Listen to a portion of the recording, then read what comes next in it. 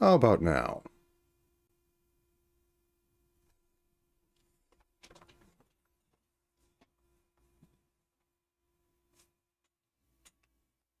The joys of switching headsets and such always mess up my mic settings.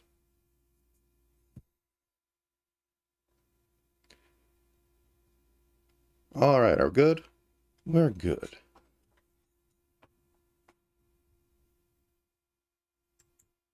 With that out of the way, let me go back to my splurg about Scarlet Heroes. It's a Kevin Crawford game. I believe it might have had a... Oh, I never have BGM. I always mess that up.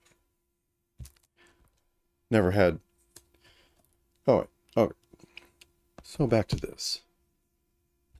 Scarlet Heroes is an OSR little game.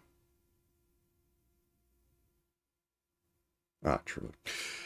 It pretty much means 6-stat D&D, roll a d20 for most resolutions, though like his later games, the Without Numbers series, he has an interesting idea for skills.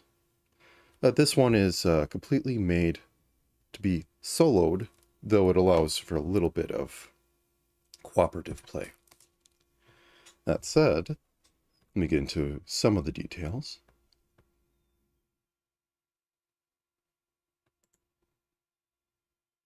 Hopefully this works. So to help with this, I made a handy little stat sheet. By that I mean I made a cheap program for this. So just to start out with, why don't I roll the stats? Which is 4d6 down the line, take the best of 3. So we seem to be a little bit charismatic, a little bit intelligent, a little bit strength focused. So pretty much world's our oyster. Let's get to the character creation bit.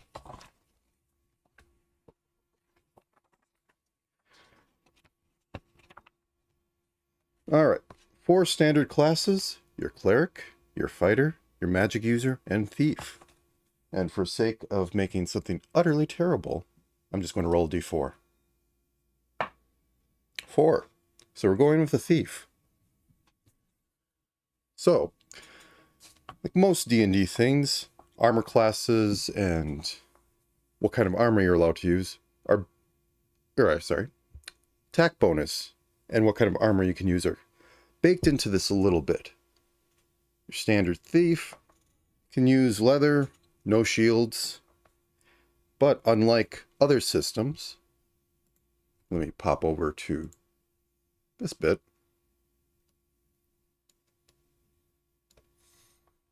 Other systems, your actual damage dice are a bit funky, and your character's basic damage rolls are determined by class.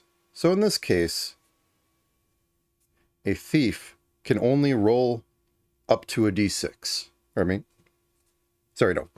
d8. And the dice rolls for that are very interesting. So you roll, say, standard little short sword, a d6. You roll a 1, you do no damage. 2 to 5, 1 damage. 6 to 9, 2 damage. 10 plus, 4 damage. It's a little weird and reduces the range a bit, but enemy stats are, shall we say, reduced. Every enemy has hit points equal to their hit dice, which I find a little strange, but I think that's for conversion's sake. So the game is a lot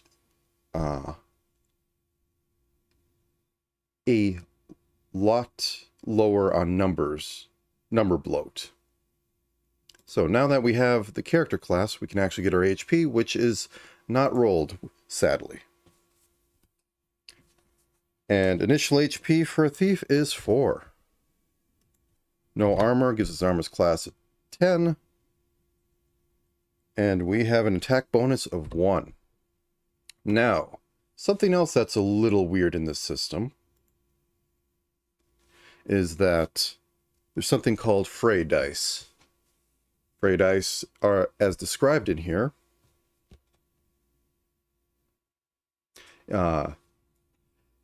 Is incidental damage or magic done by a character in combat.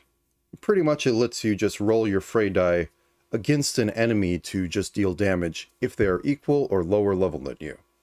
Little weird, a little bit on the fighter side, but for a thief, we have a d6. Other things that go on, thieves get, your standard sneak attack, unaware opponent, deal 4, deal an attack, can do an attack that is +4 and triples damage. Including Fray dice, which is a little strange. Anyways, let me just get through this. Thief. And like any good RPG, we have races. Now, without getting too deep into Scarlet heroes, pretty much... Yeah, I can use this one. So, like I had on my loading screen, there's an island. Well, actually, kind of a few islands, but let's just go with that. Some guy saw in the future that there was this big scarlet mist coming out, and basically making everything awful. So he got a bunch of people who actually believed him, went on a boat, and then the rest of the world went to heck, as it was covered in a scarlet fog that did stuff. It's never explicitly said, but there's a bunch of stat lines of zombie and, horrible eldritch things that went on. So the entire setting takes place on a couple islands. Natively on those islands are when I butcher it, the show, which are effectively orcs, goblins, and all that sort of thing. They hate each other, they hate the newcomers, but they kind of hate each other more, so lots of infighting. And from all the people that he managed to get over, we got our standard set of...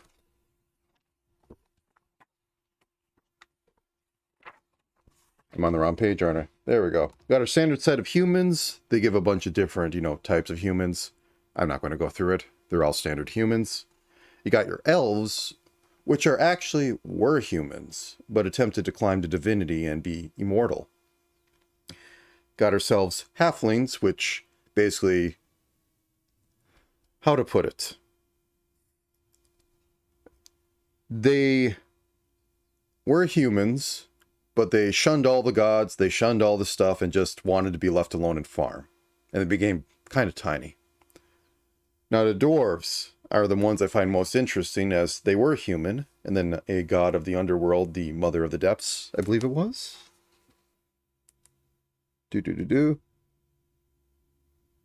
Or the deep mother.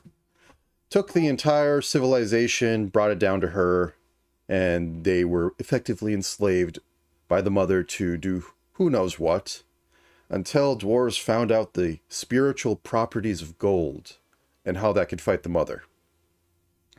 So dwarves defeated their god captor and came back to the world. However, the afterlife is still dominated by the deep mother, or at least her fragments, because, gods, all that sort of stuff. And dwarves want to be basically buried in as much gold as possible to help their ancestors. Really interesting. Kind of funny. The only funny thing about elves for me is that they're immortals stuck in mortals, but can be reborn. They literally do the Seiki thing, and when they die, they can come back as another elf. Usually without most of their memories, but it's still really concerning with, a toddler being able to understand things and do stuff correctly, at least to humans. So that said, let's roll the race. And like any good D&D, classes are limited. I think for a thief we can literally get on everything, so let's roll. Got a 20 for being a darn elf. All right then. Elf. Level 1. And EXP 0. And yes, I saw you in there, Vega. I'm just literally running around like a chicken with my head cut off, because everything's failing as usual. Okay. But Scuff is on brand for me. Want to see if we have any pages for names. Otherwise, I'm just going to make something up on the spot. You have NPCs. That might give us some names. This actually had a chart for making some relationships in a family, I believe.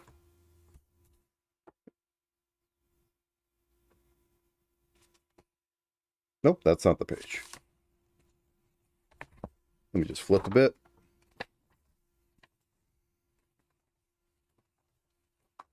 At least I won't have to worry about spell casting.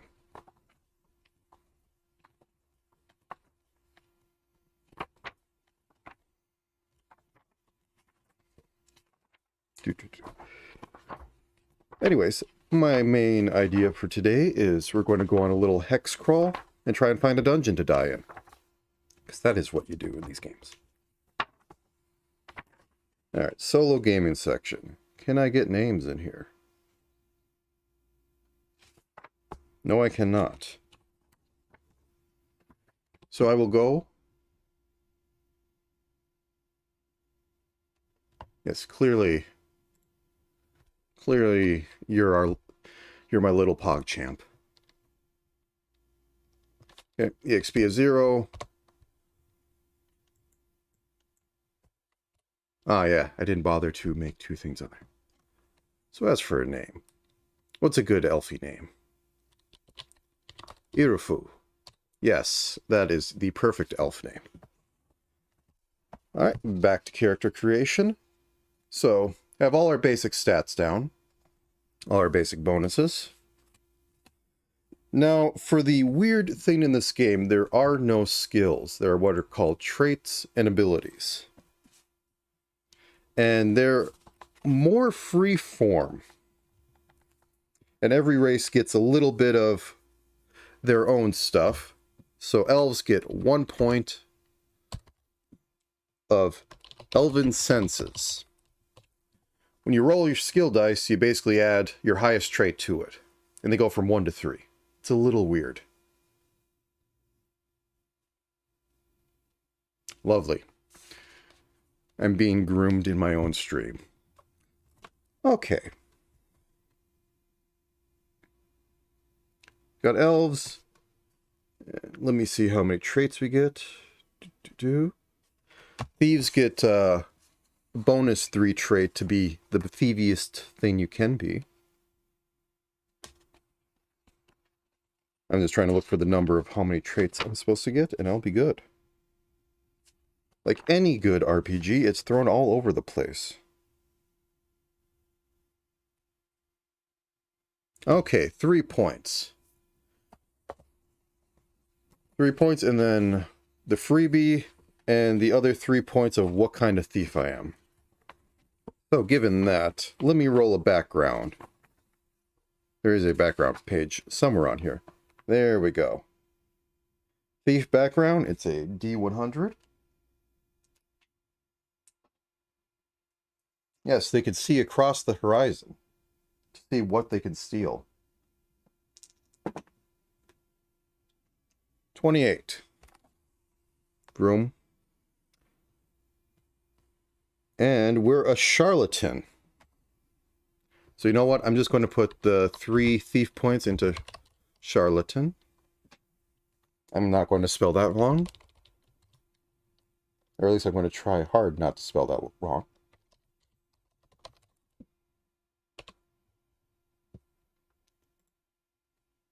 And for sake of checking, I'm pretty sure. I know the word used, but what does it effectively mean? What can I get skill-wise out of this? Harming their patients with dubious practices. A Charlotte. One making showy, pretentious. Okay, so I am a... Well, it works with being a smart elf.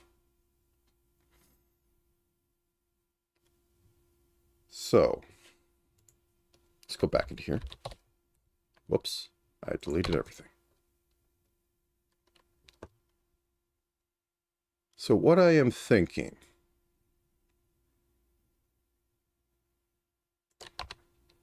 Let's go like this. Okay. I'll just get the base body down. And we'll have the knifiest of ears. To the heavens. So Erofu, the elf,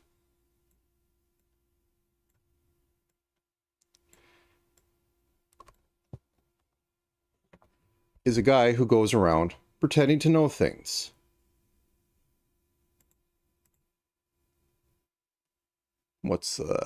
Yes. So, I have two routes on this. I could say he's magical or not. Either way, I'm having the fox little, or fake little cap on there.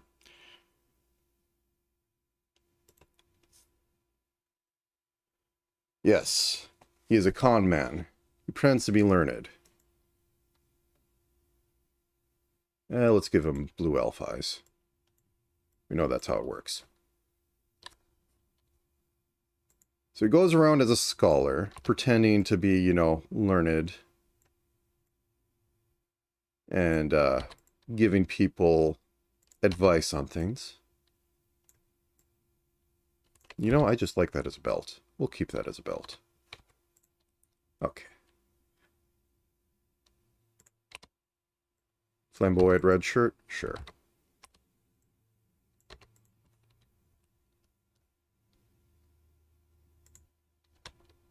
So, he pretends to be smart. He goes around enlightening the masses.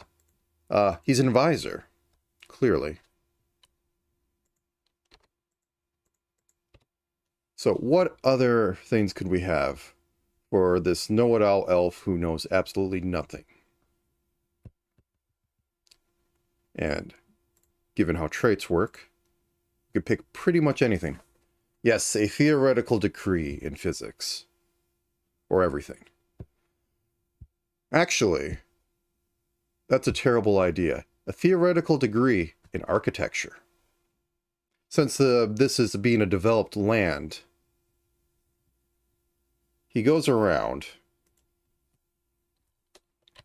claiming he can help us make the plans for stuff. We'll just say buildings. So, goes to places, he swindles them out of money by giving them plans for building great structures that fall apart. He can only do this a few times. So a side gig is going around and understanding ruins. You know, go into a place and like, yeah, this is a god of this, yada yada. Bunch of bullshit. Take the treasure, leave. Perfect. Alright. Let me figure out how much money this guy has and we'll buy some random crap.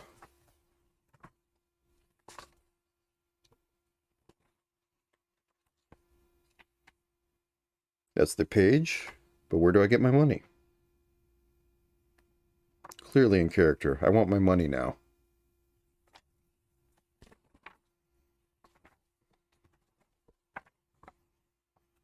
It's always the question, is the money you get on the page where you get your class, or is it on the final page where everybody gets the same amount? The general D&D rules is classes determine money.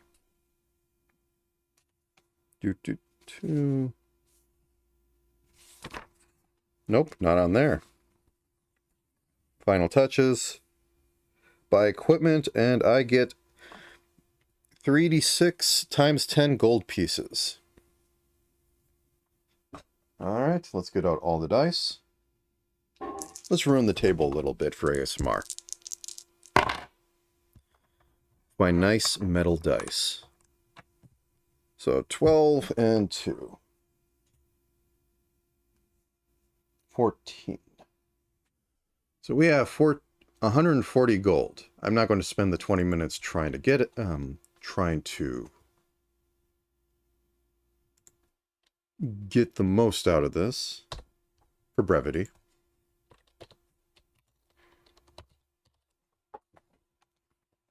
So I'm going to just pick as many basics as I can as soon as I find the equipment page. That spells. Too far. Or was it? I should have put bookmarks in here. There we go. So leather armor, so that's 10.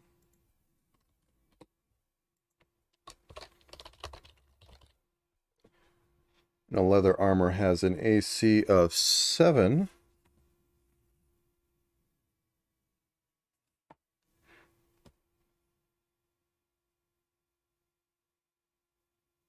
Oh yeah. Before I get too deep.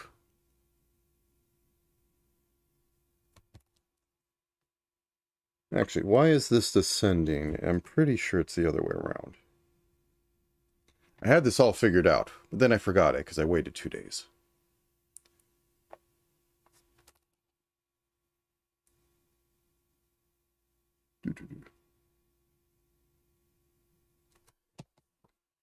I am just going to reread this section. It says the armor is 7 for leather, which is a little higher than I expect, but I think it might be that it's roll under for the enemies.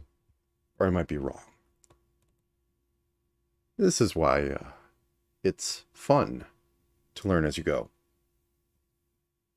All right. I'm just going to mark it down, and we'll get to it when we get to it.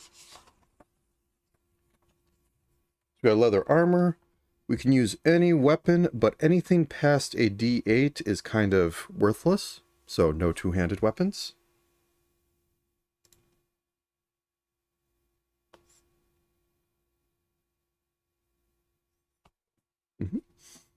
So doesn't have much of a variety.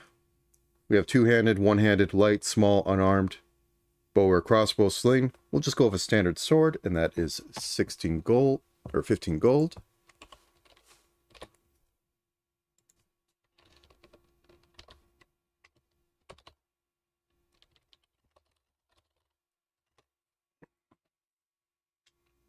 That is 1d8.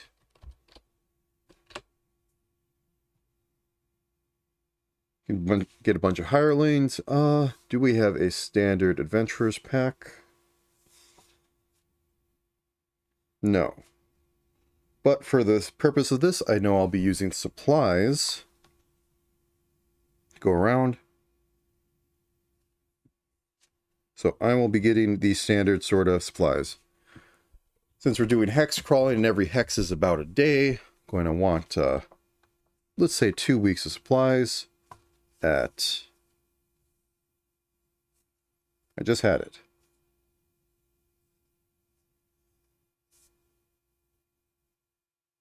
$3 silver piece, so basically negligible.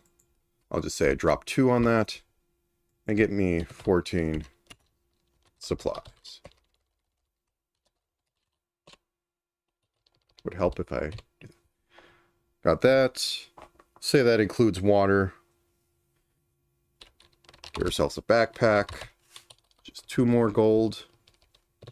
Could get a bunch of hirelings, but let's keep it simple. Lantern.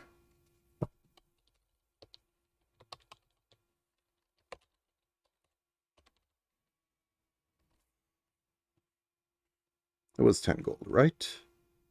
Does it include the oil? We'll say so. Not get too deep into this.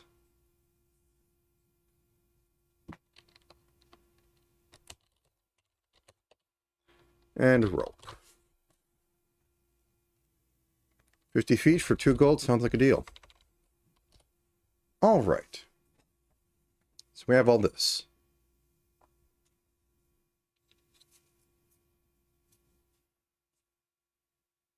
Trying to hit save on that. Doesn't do anything. If this crashes, everything's over. That said, I'm going to take a screenshot of it.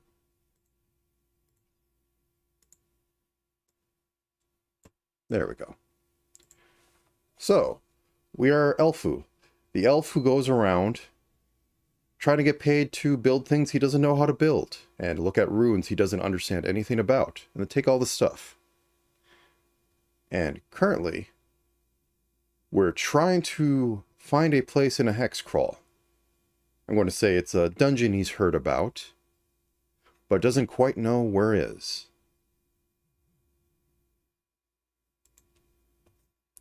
Alright, so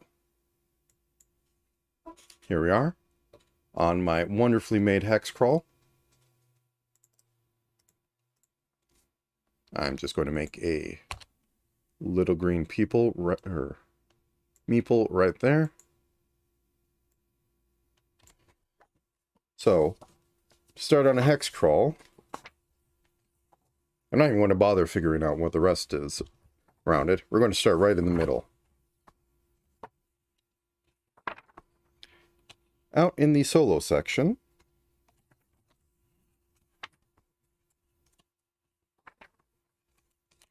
for wilderness. Scarlet Heroes comes with 3 types of solo setups for urban, wilderness, and dungeon crawling. They're all slightly different and have their own tables and other such things, but we're going to be focusing on wilderness right now. And to start off with, I have to roll what the heck I'm actually on. First I have to figure out the temperature, which is a little weird, but that's how it goes. We're in dry area. So what kind of thing, excuse me. So what kind of dry area are we in? A desert. Trying to think where that would put us in the actual map, but doesn't quite matter. So the one interesting thing is that it tries to fill around your hex with the same sort of hex. I just want to make sure on this.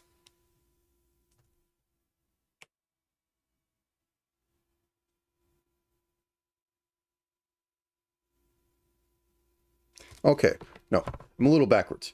When I move to a new piece of terrain, it's going to check around the hex it's at and become one of the adjacent ones. Otherwise, it rolls a new type. So we're here. Guess we got dropped off by a caravan or something. And we're going to start moving out. And because any direction is good as any other, move down here. And I'm going to roll the D8. And if it comes up a 1, that means I actually just continue desert, but... And it's desert. Of course it is. So, that is 1 supply down, as it's expected.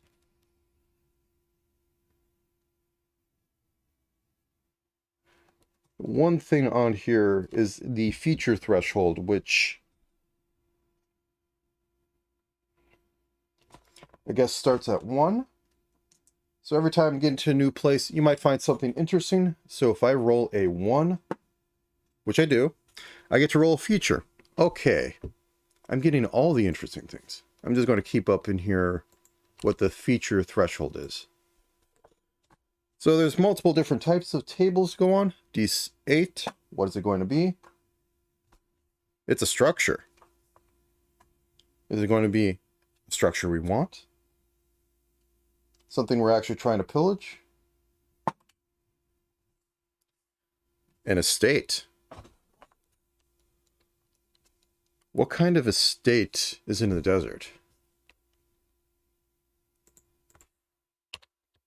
I'm just going to make a little box here. Sure, that's the estate.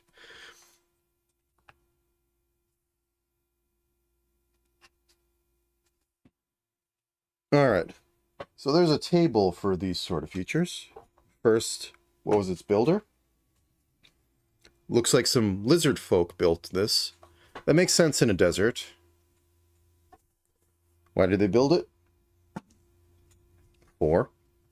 Place a meeting. Some sort of trading post. Great past event. The locals died out. Okay, so this is completely barren. There's a lot of stuff in there. There might be stuff in there, but it's been completely, actually no, current state. 10. The surface is in ruins, but that doesn't mean underground isn't there. What kind of contents are here? 9. Signs of recent use. I'll skip the rest of that for brevity. It's more set dressing. And I'm going to say this is unlikely, this structure I'm looking for, that I'm trying to find out here in the wilderness.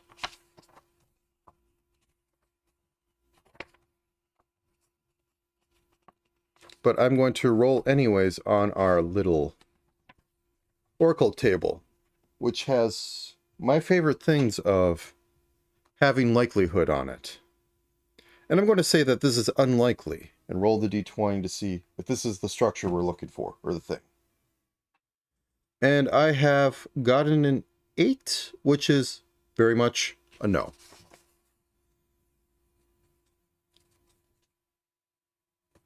And I just want to check for how encounters are on here. It's 1 out of 6.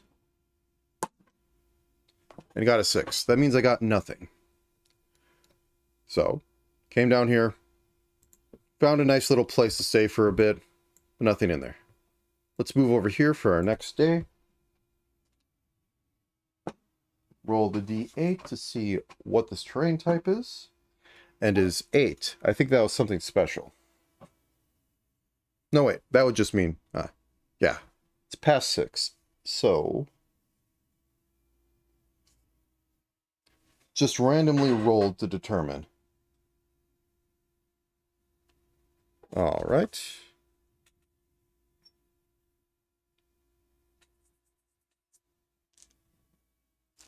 My dice are already in complete disarray.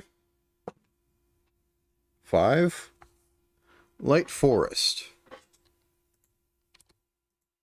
Whoops. There we go. So heading into a woodland area. Drop our supplies by 1. And nothing special going on. Let's see if we have any sort of encounter here. Yes. So I get to hop back to the encounter tables. Oh wait, there's character names. Well, it's a little too late now.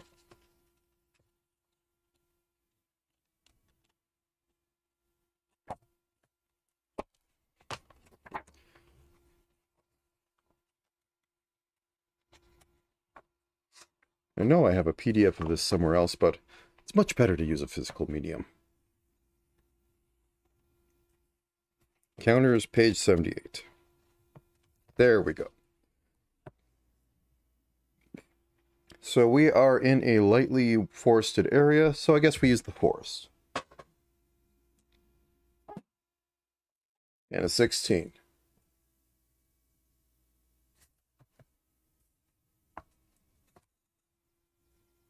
Let me just go through the rest of this to do a little bit of set dressing.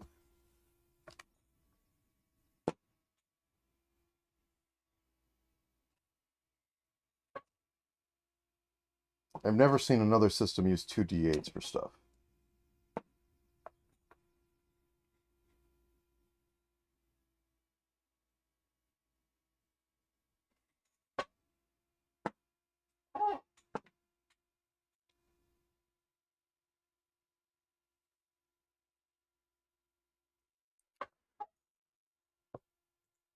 All right. So our little fake scholar of an elf has come across a bunch of orcs. Or I mean, show. Big group of them. However, they're really down on their luck. It's not even a large group of them. They're looking for people, to plunder. They just haven't had it recently. And it's really showing on them. And I am going to roll to see if I can avoid them, which under the system is 2d8 plus attribute plus highest relevant trait. Quite simple. Let me just finish up making these guys.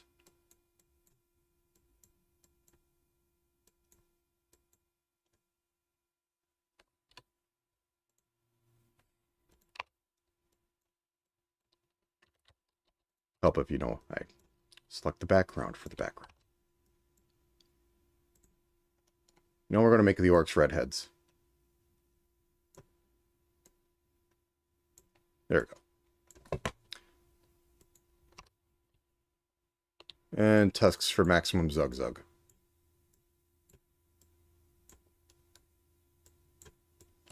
So, 2d8 plus dexterity plus I guess we're not really a sneaking sort of thief looking at this. We're charlatan. We have elven senses. So maybe we would notice them from afar. So I'll give that a +1. So we have a whole +1 to work with. I want an average DC for this. An average is 11. They're not trying too hard. We're just trying to get past. We want no trouble. And exactly 11. So I have the choice of Elfu of dealing with these guys or otherwise. Bypassing them. And I think it would be funny, given he has charisma and he is a charlatan, that Elfu will go up to the orcs, arms out, and the orcs look at him, size him up, and just have this look of they don't want to deal with this right now. I'm going to roll a charisma check just to +3, just to see how this goes. Elfu tries to talk with the orcs, maybe see what's going on, a little bit of chit chat, and the show are not having it. They don't care about the strange elf coming in, not looking so weak as they could, just roll him right here and now, and not looking strong enough that they could, just band under him, and they kind of shoo him away. So our first encounter is pretty much being told, just leave us alone. So he will. That was uneventful. Back to crawling. Since I'm not going to extend this map infinitely in any direction, let's move up here.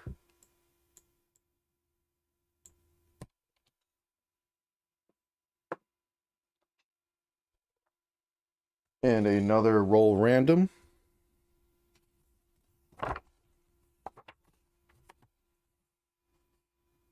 Which is once again a D10. And a 9. The terrain is the same as a large continuous terrain type near this hex. So, okay, this is just more forest. Do we have a feature here? No. But our feature count has gone up by 1 because we haven't found anything useful. Do we have an encounter here? No. It's more searching around. And I lie. I think I will attempt to expand the map a little bit. What are you doing over there?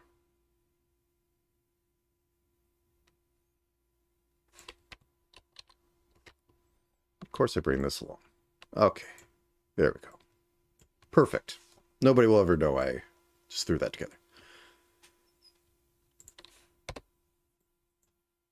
Go west.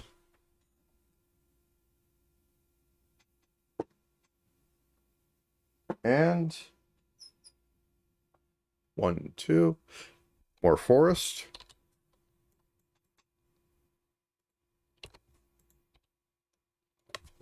And will we have another event encounter?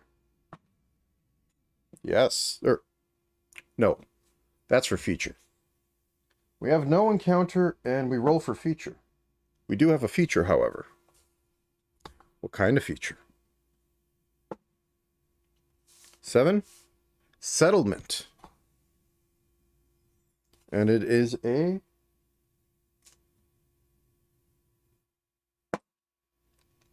Six. Rune dwellers. So I think we found what we're looking for. We have some runes over here in this light forest. Now let's do a little bit of feature detail.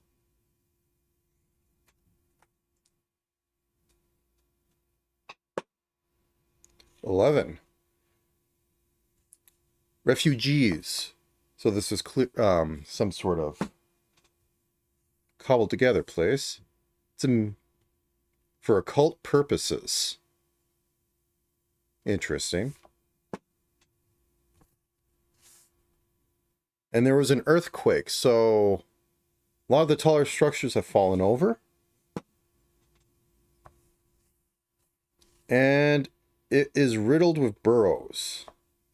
Now let's see on contents. 12. So we have a trove here. And I'm going to say this trove of content 4 is underground. So that we can get into the next bit of fun.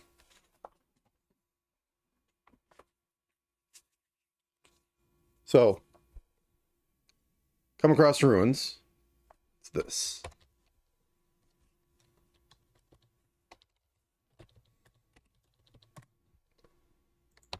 I'm just going to set something up for a little bit of dungeon crawl. We are here. So, for sake of moving things along, go, aha, this is the place. And we go down into it after finding, you know, some secret door or whatever. And I'm going to go to the dungeon thing. And it's a cult place, too. So that means that there's possibly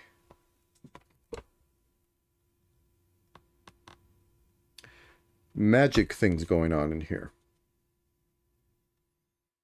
So I'm going to roll under the temple part.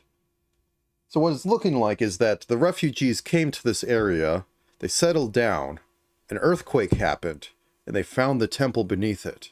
Either through the people bringing them there specifically for that temple, or just blind luck. Because, you know, flat spot in the forest. So let me roll a d8 and determine what sort of temple-ish things are going on here. Oh wait, sorry, d12.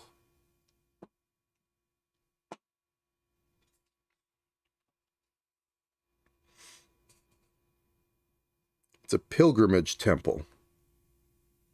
So we're looting a pilgrimage temple. Great.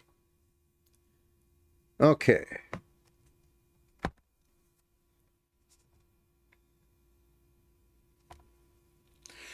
And with how this game works, there's something called a threat level, which determines, you know, traps and all that. And for sake of argument, I'm just going to say it's a 2. It will be adjusted as we go along.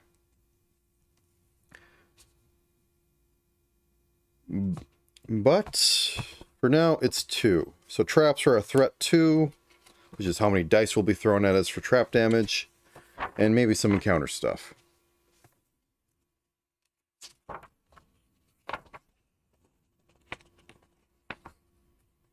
Okay. I'm going to say there isn't any alarms in here. I'm going to say that there is a goal. Whenever entering an unexplored room, roll a d20 on a 20. The villain... excuse me. Me. On a 20, the villain or MacGuffin is present along with the rest of the room's contents. If you explored at least half the rooms in a dungeon, add a cumulative +1 to your roll for each room you search after the halfway point. Is there going to be a roll to see how many dungeons or how many rooms we have in here?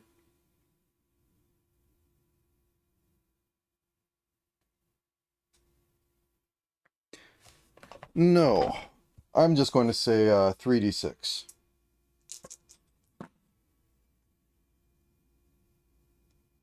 So 10 rooms in this dungeon. Sounds like something I can go through in a decent amount of time. So, 10 rooms.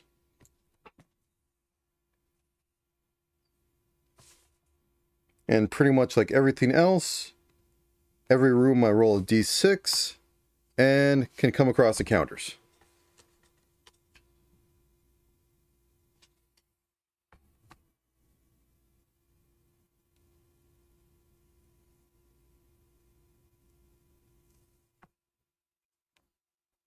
Okay.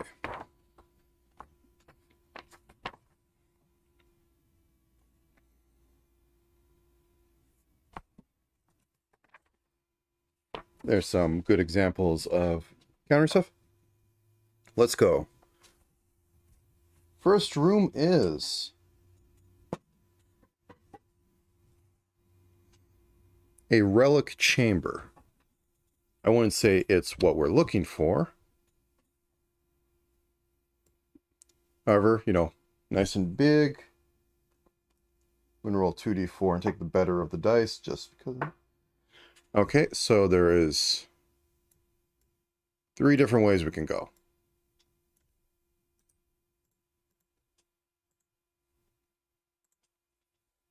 We'll take our meeple with us. Our meeple is tiny. This works. Come in here, and there was clearly something here long ago, but it's missing. We don't encounter anything in here.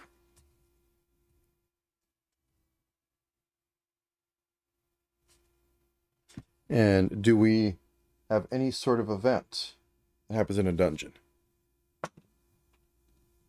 No? Is there any treasure in here? Nope. How about a hazard? Nope. A feature? Nope. So, strange, empty room. Let's go to the west. So, first off, roll what type of room it is.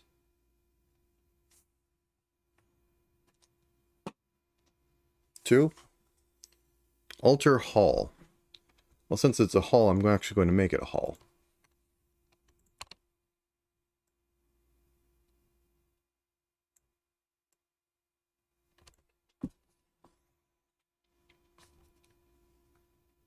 And go down the list. Now, I've seen a little bit of discrepancy in here. As I say, wandering monsters come in and every room in a 1d6. Yet it has a location encounters, which is a little weird. I'm going to go with this table because it's the more interesting one. Sure, I'm missing something on this, but no encounter, no treasure, no hazards, no feature. So this large room, not a lot going on. I don't even think it's going to be worthwhile to roll to see if there's what we're looking for in here. So moving on. This place was clearly pillaged, probably by the show at some point. And this room is pilgrimage quarters. I think I'm just going to say this has one going up for sake of map. But over here we have, you know, some dividers, some beds, chamber pot in the corner, all the normal stuff you'd expect. But is there anything of note in here? Yes, we have encountered something. Want to roll down the rest of the list? Nope. There is a hazard in this room. No feature. So first off, let's figure out what the heck we've encountered. 13.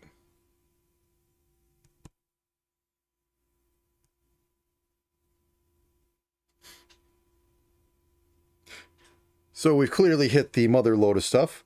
1d6 plus threat of minions. So just for a bit of math. 7 minions. And elite. Okay. So it's a mix. And a 50 chance. Okay, let me roll. Okay, it's high. 50 chance, a threat hit dice worth of Guard Beast or Alex. Okay, let me go over here because there is actually a table for minions, elites, and bosses. So let's see what this dungeon has to offer for minions. Lizard men. Ah, so probably from that other settlement. And their elites are grizzled warriors.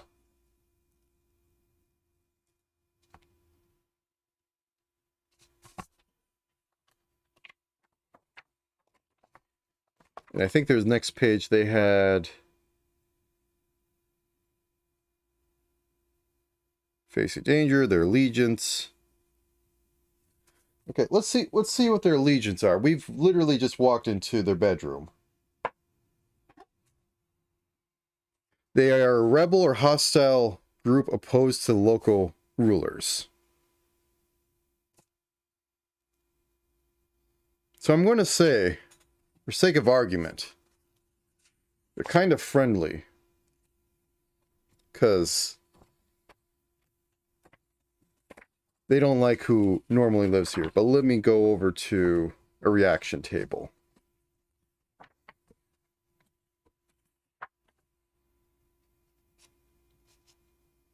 Oh, wait. First, there's also a trap. Or some sort of hazard.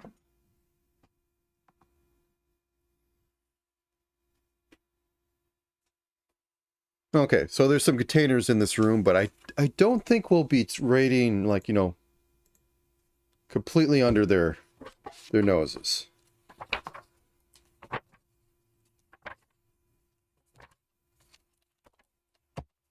Second, I'm going to go to the index. There's a few different reaction tables in here, and that's kind of nice.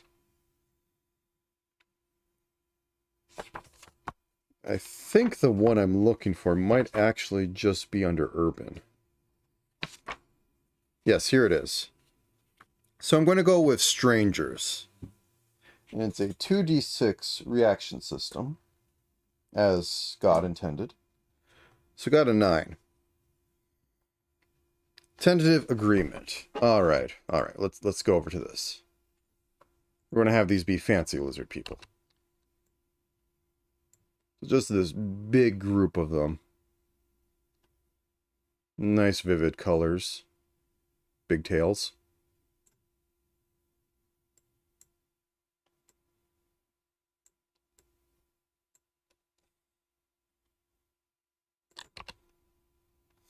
And that's the, you know, the grizzled warrior of the group. We got a couple of them, but for sake of not drawing 20 of these guys, because it is quite a lot, I would like that. There we go. Give him a little tunic. Lizards don't need to wear pants. Boop. Boop. Give you your arm back. So our elf fool walks in here. It's like, hey, this place looks like it needs some repair. And the lizards are like, yes. This place has been destroyed by the local show. Yeah, let's go with the show. And they've been trying to live here for a while. Otherwise, they're not too happy it walked in, but they can understand it since this is, you know, like ruins or whatever. And I am just going to make a skill check.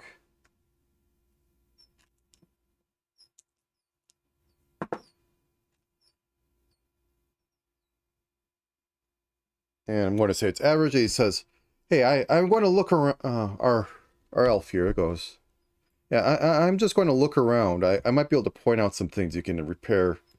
The lizards are more confused, but don't see him as a threat because, you know, he's an elf with a floppy hat. Like, okay, that's fine, I guess.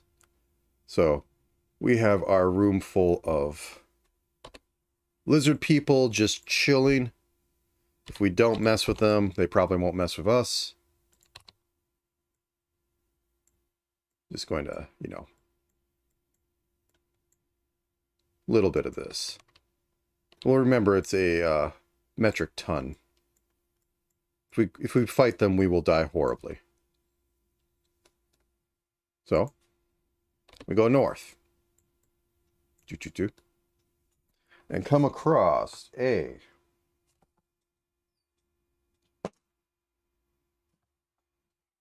library. And once again, how many exits are we going to have? Okay, full exits. For sake of argument, keep it to the grid system. So we have this library. Lots of books. On the walls. Few tables. What's in the library?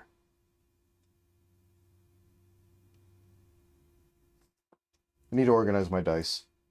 Every time I roll them, I move everything around. No encounters. We do have a treasure in this room. And we have to add 3 to the hazard roll because there's no encounter. So we do also have a hazard. Do we have a feature? No. So the hazard. And you know, for sake of this, I'm going to roll to see if this is the room. Nope, it is not. But I'm going to say there is this thing over here that has some sort of ancient glass case on it. It has something inside, and you know, this is like a catnip to thief. It just heads on over. And let's roll to see what sort of hazard is. And walking over, we step on the floor and realize that this place is still falling apart. And I'm going to make a save or we're going to fall through to another level. Alright, so the saves, as said before, well, I haven't said before. It's pretty much 2d8 plus attributes, applicable attributes, and then it's versus 9 plus threat level. So we have to beat an 11, and we're just rolling because, you know, this is standard dexterity save, and we have nothing on that. We fail. Oh no. We fall through to basement. And take damage. So I'm rolling 2d4s because that is the damage we will take. It's threat d4s. I have rolled a 2 and a 3, which in the weirdness of the system means that we have taken 2 damage. You know what? I'm just going to text this. There we go. Basement. So we're currently at a grand total of 2 HP. We're in a basement. Things are not looking good now.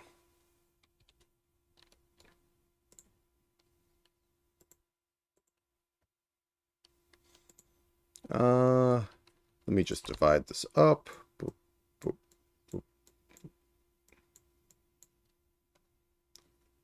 And we've fallen in this room. This is the wrong layer.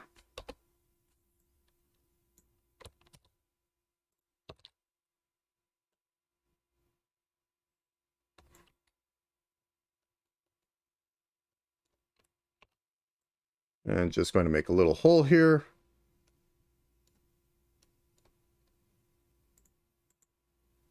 And copy the not meeple. So we've fallen down into this room. What kind of room is it? Actually, is it still a room? I'm going to give this a 50-50 that there's a cavern below us. Just for variety's sake. We have fallen into a cavern. And that is not great. What kind of cavern have we fallen into? A caved-in cavern. Well, yes. So there's all sorts of... Wait, I pasted you into the wrong layer. There you go.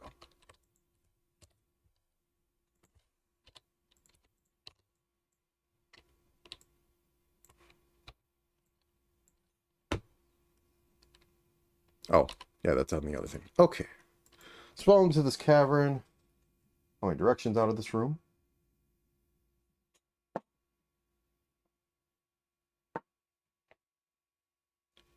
4. Or 3.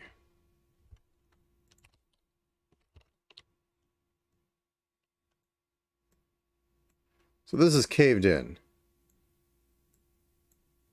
Clearly not the most stable of ground, but there was an earthquake in the past, so that makes sense.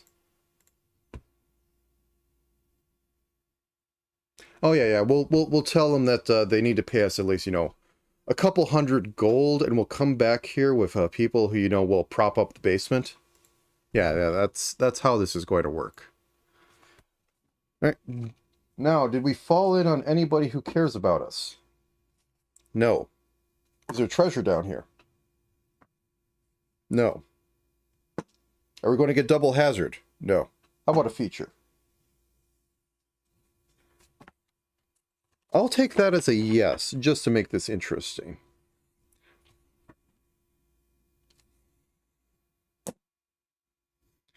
A piece of artwork. Even odds of original or stolen. So we fall down here into this cavern. And it says it's a piece of artwork. You know, I'm going to say that it is some sort of, you know, art piece of a holy variety. So something clearly brought it down here. Okay, let's see what an inanimate feature quality is.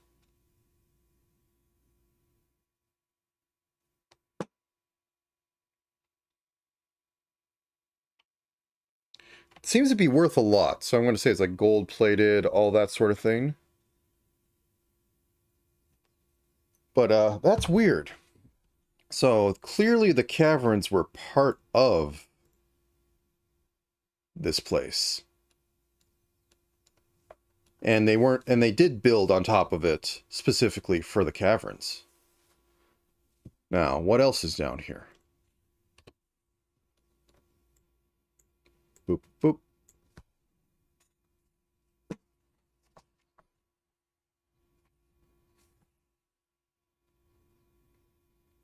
$17. An underground pool. Lizards probably will love this. And how many? Okay, so all directions then. We'll go with that. As long as it isn't a red cap, I'm fine.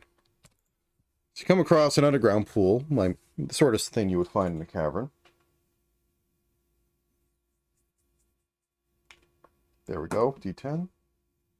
No encounter. No treasure. No hazard. No feature. So I guess for this one, I will roll the random monster table. Nope. So interesting, but not unexpected. Let's go down. Actually, no. Oh. I did roll 20 for the thing we're trying to find here. Never specifically said what I was trying to find. But, found it. Whoops, that's the wrong layer. I'm going to say, in this pool, there's something he wants. Elfu has been looking for this. It's not the most likely place he'd find it, but it is. Now, let me just dig up an oracle in this book to see if I can get something out of it.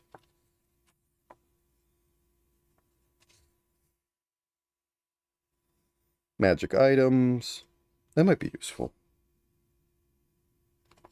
And he does not mark oracles as oracles. Okay, let's go to the beginning of the solo section.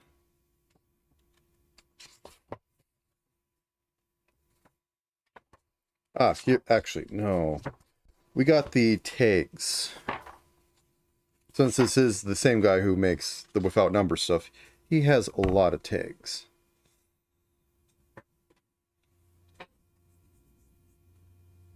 So this is just a D20, because it's split across 3 different things. And he didn't... Plundered recently. So the thing we're looking for was plundered from a different place. And through possibly some divination, was revealed to be near something in this location. What was plundered? I'll say from an urban area. And the tag for uncovered depths.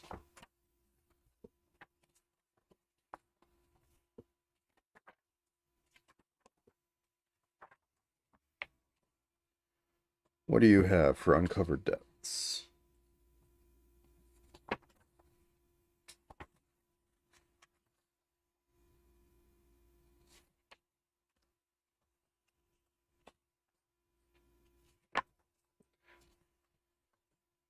It's a little weird. The tag table he has is not in order, but in alphabetical order. Later ones, it's all one table, but this one's 3 smashed together. A little rough, but not the worst.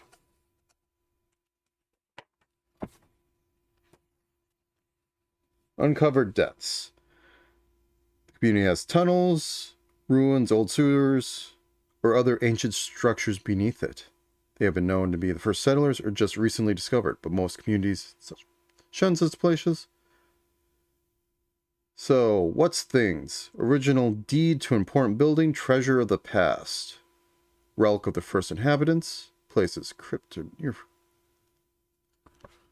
So, just spitballing between those two. I'm going to say that a specifically old thing, a tablet, something of a deed, had been taken out of a tomb of some city we've been going to. And it's worth a lot of money, which is why we kind of found maybe somebody to do a little bit of scrying or whatever to find where this is. And it's in here. Now, given that I haven't done much combat so far, I'm going to roll on the elite table and see what's guarding it.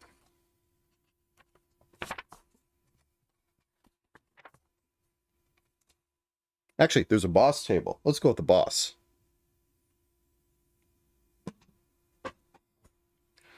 For a ghoul a Jinshi Master. What the heck is a Jinshi Master? Well, I'm going to find out shortly. I think that's going to be a show.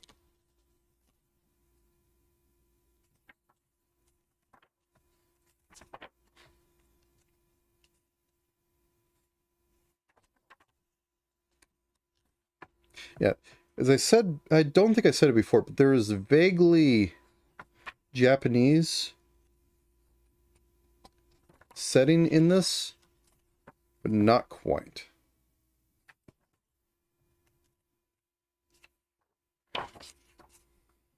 We have Jinshi Leaping Vampire.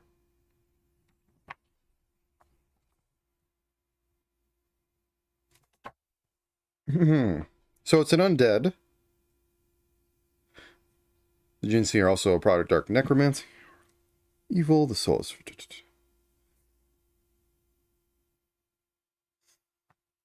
Okay. So let's go with this. As soon as I find the right page.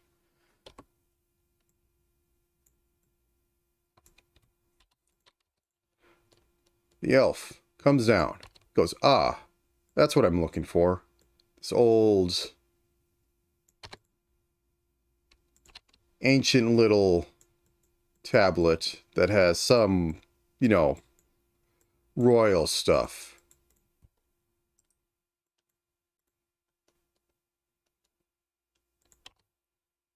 He goes over there. But unbeknownst to him,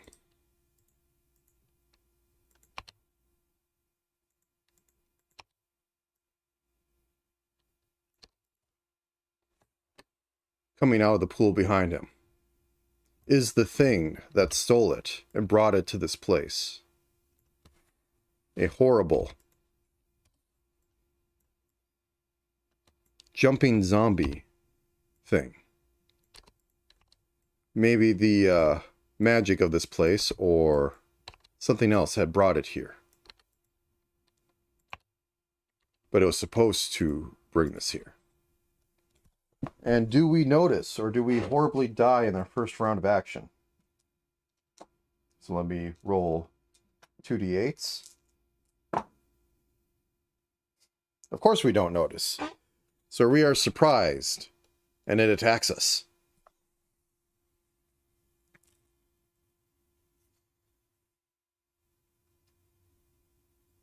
Two claws, one bite, bonus equal to each hit dice. So this is a hit dice 2. Miss.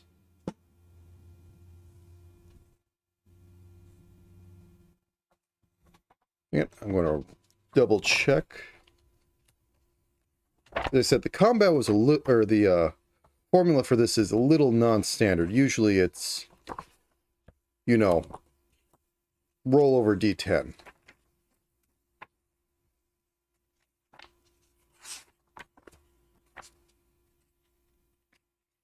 I had the formula, but I don't quite remember the formula. So I'm just going to double check.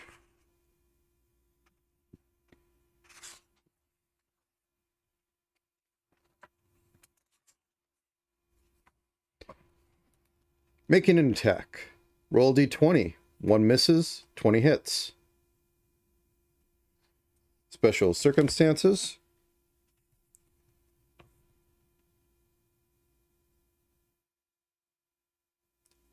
Trying to see where it actually says on here. It says making the attack, but it doesn't give in this section.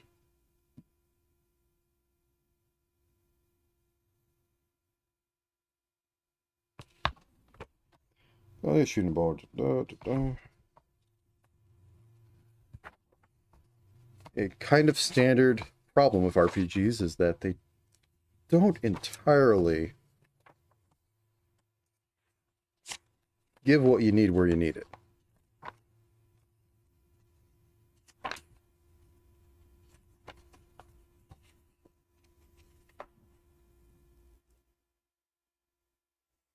Yep.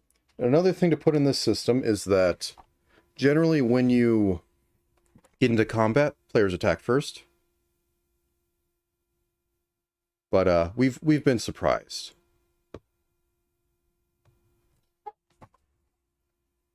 And actually, that does sound good, like the necromancers taking advantage of the caves. Maybe they took their own birthright with them after they got corrupted. Turning undead.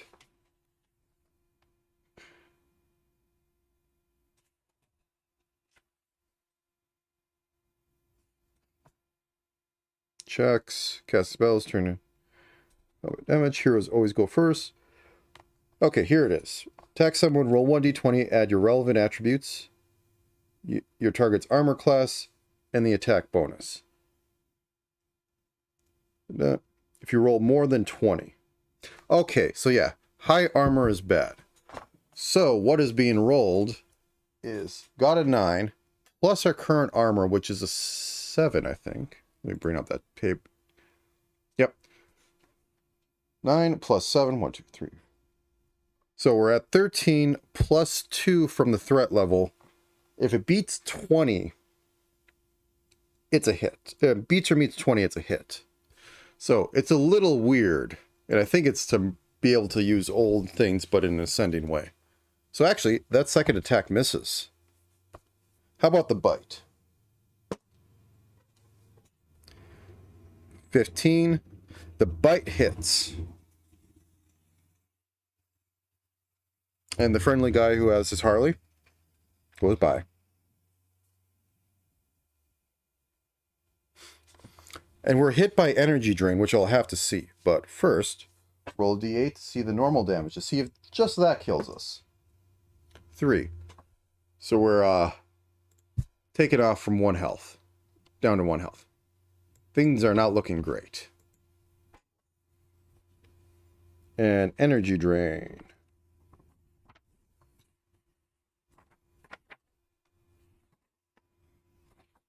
I guess that means we're level 0. I'll just ignore that probably kills us for now, but probably, just takes away a bunch of EXP and all that fun. And retaliate. So, roll a 12. Its armor class is 6, so that makes it 18. And we have a strength bonus of 1. So that doesn't do much. Oh no. And it goes back. Oh wait, actually it's supposed to have a hit dice 7 to 9, but we'll just go if it has 2 for right now. Oh no, it misses horribly. That's another miss.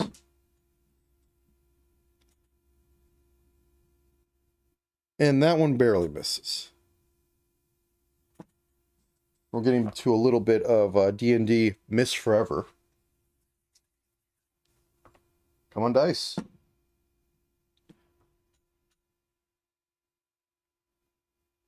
That's also miss. 7. Nope. 10. That does not hit either. 9. Nope. I might instate, I forget which system it was, where basically it adds a D4, or increasing D6 per round. So that you can actually hit something eventually if you're just slinging misses everywhere. But yes, the epic battle of everyone just flailing around, not hitting anything. So, just to start off with, I'm going to put down a 1. Every turn that nothing goes on, I'm going to increase this sucker. Okay, back to the zombie trying to kill us. 12 plus 7 plus 2. That hits us for D6. And a 3, and it'll be 1. So, I get to try and defy death, because otherwise I am very dead right now. And I'm going to look up the confusing defy death rules, because there was multiple things going on with it. The hero rolls a number of d4s equal to their character level. Calculating a damage normal for Scarlet heroes. No points on a 1. Yeah. Damage done is applied to their hit points. If the character is reduced to 0 hit points and they are left with 1 hit point.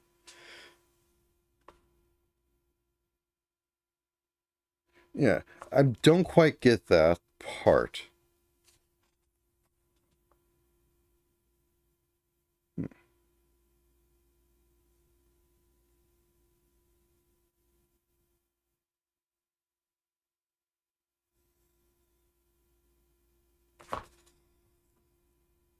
Trying to defy death, the hero rolls equal to the character level, calculating damage normally for Scarlet heroes.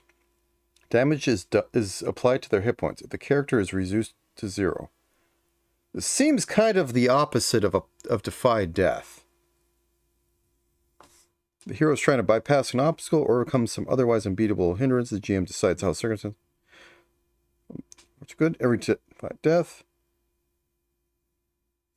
Yeah, this seems to be something where you burn HP to help with a task.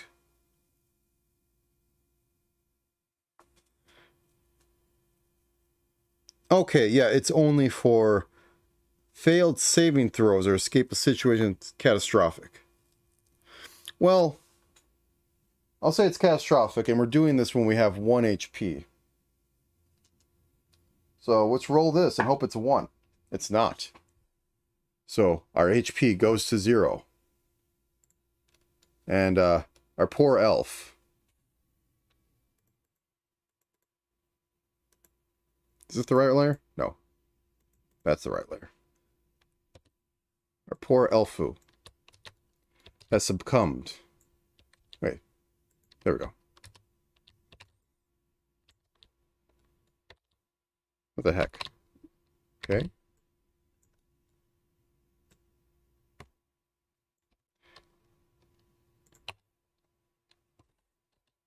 Succumbed in is eaten by thing it was trying to steal from. A fitting end for a thief. And with that, I don't think I can run another one without it taking another couple hours. So I'm going to cut it short. And thank you for joining me and taking a look at the system. It's kind of neat. The dungeon crawling, but I'm probably going to come across this a lot more, is a little obtuse to go through. And defying death doesn't really defy death, which is probably why I've been very, very confused on it. Should have fought a little more minions to try and see how the fray dice works, but maybe at a later date. I like it. Maybe a little more pre-planning, or maybe rolling some better characters. But interesting little system. Glad I got to play with it finally. I've had it for a couple years now, because I knew it was from Kevin Crawford, not sponsored. And I liked his, at the time, Space Without Numbers was what I was looking through. Though Worlds Without Numbers was the fantasy version. But as it stands, we have a dead elf. He had a interesting little journey, but sadly, it ends here. So with that, I'm going to end the stream and call it a day. Thank you all. Have a good morning or evening, as it may be. And see you possibly in 2 weeks, as it always goes. Till then, bye.